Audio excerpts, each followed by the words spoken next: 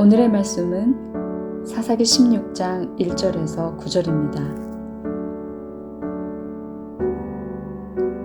삼손이 가사에 가서 거기서 한 기생을 보고 그에게로 들어갔더니 가사 사람들에게 삼손이 왔다고 알려지매 그들이 곧 그를 애워싸고 밤새도록 성문에 매복하고 밤새도록 조용히 하며 이르기를 새벽이 되거든 그를 죽이리라 하였더라.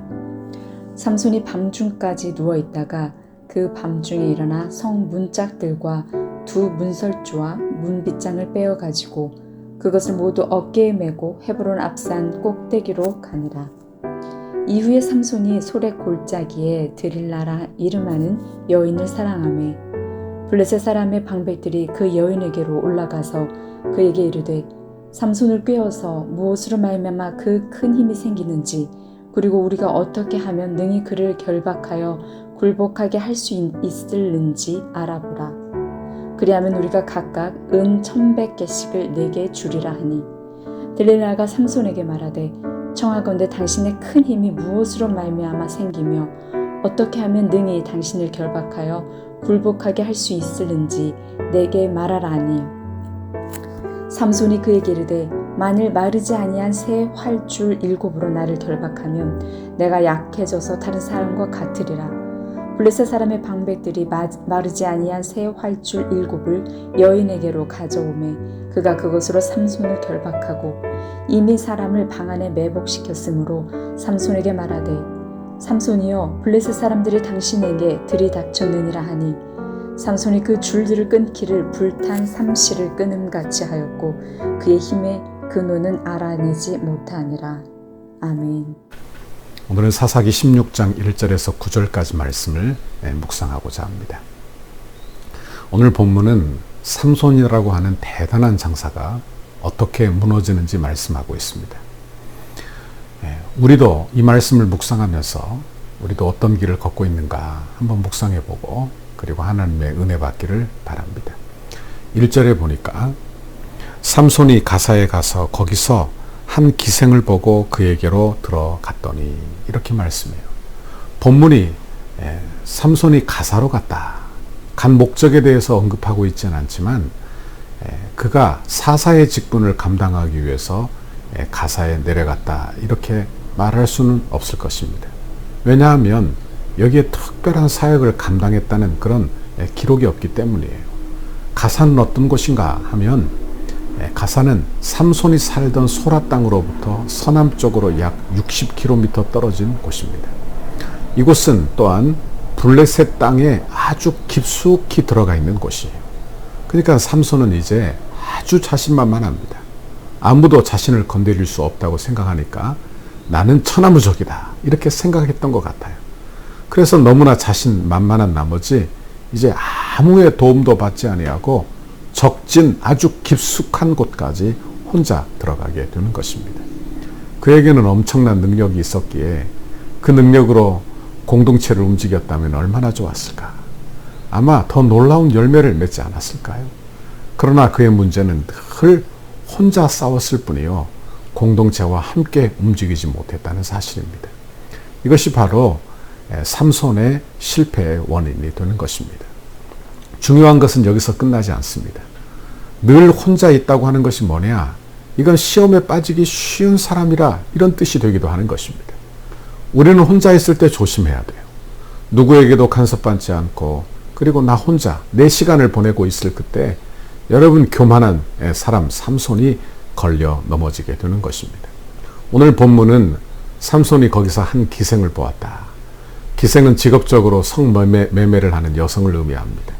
삼손에게 문제는 뭐냐? 늘 여자 문제예요. 삼손의 실패의 길목에는 항상 한 여자를 보았다. 4장에서도 그랬고 14장에서도 그랬고 여기 오늘 본문에서도 보면 여자를 보았다. 그렇게 기록하고 있어요. 우리도 무엇을 보는가 이걸 참 조심해야 합니다. 내가 무엇을 집중하여 보고 있느냐. 그것이 바로 우리의 마음을 좌우하게 된다 하는 말씀입니다.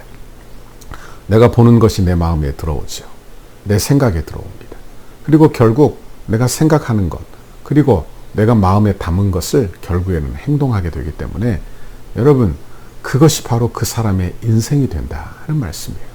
그러므로 저와 여러분 오늘 하루 보는 것에 조심하는 저와 여러분의 신앙생활이 되기를 바랍니다. 삼손의 실패는 바로 자신의 약점이 무엇인지 몰랐어요. 그리고 그 약점을 적절하게 다스리는 훈련을 하지 않았다는 사실입니다. 이제 2절을 보십시오. 가사 사람들에게 삼손이 왔다고 알려짐에 그들이 곧 그를 애워싸고 밤새도록 성문에 매복하고 밤새도록 조용히 하며 이르기를 새벽이 되거든 그를 죽이리라 하였더니, 이렇게 말씀해요. 삼손이 왔다는 소문이 금세 블레셋 사람들에게 전파된 것입니다. 하지만 삼손은 강한 사람이라 그들을 정면으로 삼손을 대적할 사람이 없는 거예요. 그래서 삼손 한 사람을 위하여 새벽에 기습하려고 성문에 매복을 했다. 삼손이 잠이 들면 새벽에 기습해서 죽이겠다는 그런 생각인 것입니다. 그런데 삼손은 새벽까지 기다리지 않고 밤중에 일어나 성읍의 성문짝들과 그리고 두 문설주, 문빗장까지 다 빼앗아 사라져버렸어요. 3절에 보니까 삼손이 밤중까지 누워있다가 그 밤중에 일어나 성문짝들과 두 문설주와 문빗장을 빼어가지고 그것을 모두 어깨에 메고 헤브론 앞산 꼭대기로 가니라. 그래요. 문설주는 문의 양쪽에 있는 그 문을 고정하는, 양쪽 끝에 있는 문을 고정하기 위하여 세운 구조물을 의미합니다. 그러니까 이것을 다 빼었다. 아마 이것은 돌이 될 수도 있고 목재가 될 수도 있지만 아주 커다란 것임을 알게 돼요. 그리고 그 양쪽 그 문짝과 문설주를 다 떼어서 어깨에 메고 갔다. 블레셋 사람들에게는 아마 큰 공포심을 유발했을 것입니다. 그런데 그들이 밤새도록 성문에 매복했다고 하지 않았습니까? 그리고 성문에는 성을 지키는 군사들도 있었을 거예요. 그런데 이게 무슨 말이냐? 삼손을 어찌 해볼 수 없었다. 삼손이 이렇게 하는 것을 막을 사람이 아무도 없었다는 거예요.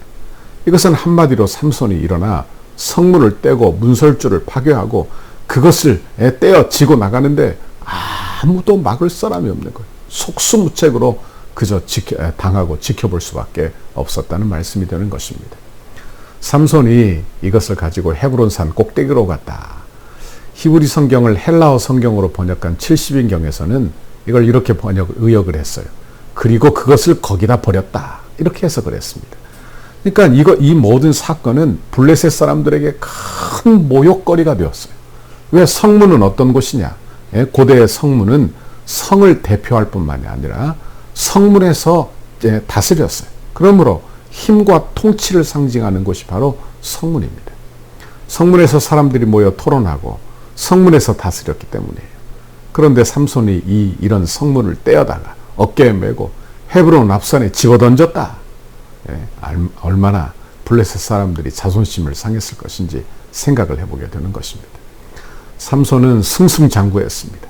그는 천하무적이에요. 아무도 그를 막을 자가 없는 것입니다. 그런데 그의 무너짐은 바로 여기서부터 시작이 되는 거예요. 그가 얼마나 교만한지, 교만하여 하나님을 의지하지 않고 하나님께 기도하지 않는 거예요. 교만은 패망의 선봉이라고 잠언서에서 말했습니다. 모든 죄의 시작은 교만에서부터 시작됨을 우리가 기억해야 돼요. 교만한 마음을 우리가 다스리지 못한다면 그 교만한 마음이 죄로 우리를 이끌어 가고 말 것입니다. 그 죄는 아무리 대단한 사람이라도 우리를 무너뜨리는 그런 열쇠가 되고 만다는 말씀입니다. 4절의 말씀에 보세요. 이후에 삼손이 소렉 골짜기에 드릴라라 이름하는 여인을 사랑하며, 이후에 라고 4절이 기록하고 있어요. 삼손이 세상을 즐겨도 아무 문제가 없어요. 그저 승승장구하니까 어떻게 하느냐? 이번에는 그가 소렉 골짜기에 드릴라라 이름하는 한 여인을 사랑하는 것입니다. 아무 문제가 없으니까 이제는 더 나가는 거예요. 한 발 더 나가는 것입니다. 여러분, 우리의 죄악이 이렇게 발전되지 않아야 합니다. 우리는 여러분 설사 잘못돼서 죄를 짓고 그리고 설사 잘못된 길을 걸어가다 하더라도 속히 돌이켜 주님의 길로 돌이키는 저와 여러분의 신앙생활 되어야 할 줄 믿습니다. 이게 복이에요. 회개 잘하는 것이 은혜입니다. 여기 이번에는 즐기는 정도가 아니에요. 사랑에 푹 빠져버린 것입니다. 처음에는 적당한 선을 그으면서 신앙생활도 하고 세상도 즐기고 이렇게 하려고 했는데 자신도 모르는 사이에 세상에 아주 깊게 빠져 사랑하게 되었다. 이제 삼손을 유혹하는 이야기가 나옵니다. 5절에 보니까 블레셋 사람들이 삼손이 드릴라라 하는 그 여인을 사랑한다는 소식을 듣고 모두 그 여인을 찾아왔어요. 그리고 삼손의 힘의 근원이 어디에서 나오는가? 이걸 좀 알아봐 달라 지시한 것입니다. 그들은 삼손의 힘의 비밀을 알아낸다면 그 힘을 그 힘을 제거하지 않는 한 절대로 삼손을 이길 수 없다. 이렇게 판단을 한 것입니다. 그래서 드릴라에게 그것을 알려준다면 우리가 각각 은 1000개씩을 주겠다. 그러니까 블레셋 방백이 5방백이 있었는데, 그러니까 총 얼마냐? 5,500개의 은을 주겠다. 이렇게 한 셈이 되는 것입니다. 이 돈은 대단한 돈이에요. 은 10개가 그 당시에 아주 좋은 신분의 사람의 1년 봉급이에요. 연봉입니다. 그러니 이렇게 환산을 한다면 평생 쓰고도 남을 만한 돈, 그런 엄청난 돈을 그에게 제시한 거예요. 드릴라는 전혀 갈등하지 않고 이 일을 추진하게 되는 것입니다. 6절에 보니까 드릴라가 삼손에게 말하되 청하건대 당신의 큰 힘이 무엇으로 말미암아 생기며 어떻게 하면 능히 당신을 결박하여 굴복하게 할 수 있을는지 내게 말하라 하니. 드릴라는 삼손의 힘의 비밀을 알아내기 위하여 아주 집요하게 질문을 합니다. 이 질문을 받은 삼손이 근데 더 이상해요. 삼손이 어떻게 하느냐? 아무렇지도 않게 생각하는 거예요. 의심하지도 않아요. 적국에서 사귄 여성이 자기의 힘의 비밀을 알려달라 하는데, 그것도 결박하여 굴복시킬 방법을 알려달라 하는데 그렇게 태어날 수 있을까? 삼손은 참으로 교만한 사람이 아닐 수 없는 것입니다. 그리고 그 자기의 힘의 근원, 어찌 보면 생명줄과도 같은 신앙의 근본과도 같은 그 일을 장난삼아 장난치기를 하는 거예요. 장난을 치고 있는 거예요. 삼손은 먼저 마르지 아니한 새 활줄 7수로 나를 결박하면 내가 약해져서 다른 사람과 같게 될 것이다. 그러자 드릴라는 즉시 이 사실을 블레셋 방백들에게 알리고 마르지 않은 새 활줄 7을 준비하게 해요. 그리고 실제로 삼손을 결박합니다. 그리고 사람들이 방 안에 매복해 있는 거예요. 그리고 삼손에게 말합니다. 블레셋 사람들이 당신들에게 들이닥쳤다 하고 깨우자 삼손이 그 줄을 불탄 삼실같이 끊어버렸다. 이렇게 기록하고 있어요. 드릴라의 계획은 이렇게 실패로 돌아가 버리고 말았습니다. 그런데 삼손은 참 교만한 사람이 아닐 수 없어요. 얼마나 자신만만했는지 자신의 비밀을 가지고 장난을 치고 있는 것입니다. 교만해서 아니 드릴라를 사랑해서 그랬는지도 모르겠어요. 그리고 드릴라가 자신을 위해서 블레셋 사람들이 왔다 이렇게 알려주었다고 생각했을지도 모를 일입니다. 하여간 교만한 사람은 어리석은 사람이 되는 것을 보게 돼요. 교만은 패망의 선봉이라고 했지요. 교만한 사람은 분별력을 잃어버리고 교만한 사람은 어리석어지고 결국 교만하여 삼손의 태도를 보십시오.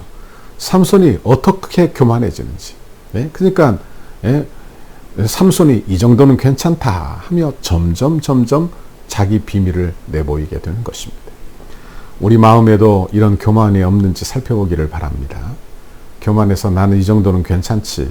내가 이 정도는 컨트롤할 수 있어.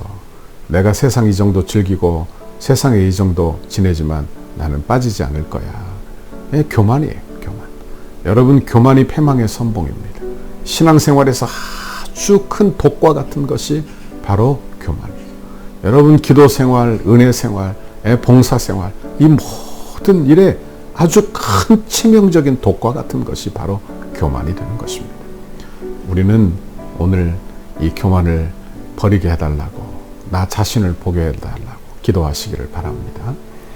우리는 은혜에 의존해서 겸손히 사는 사람이 됩시다.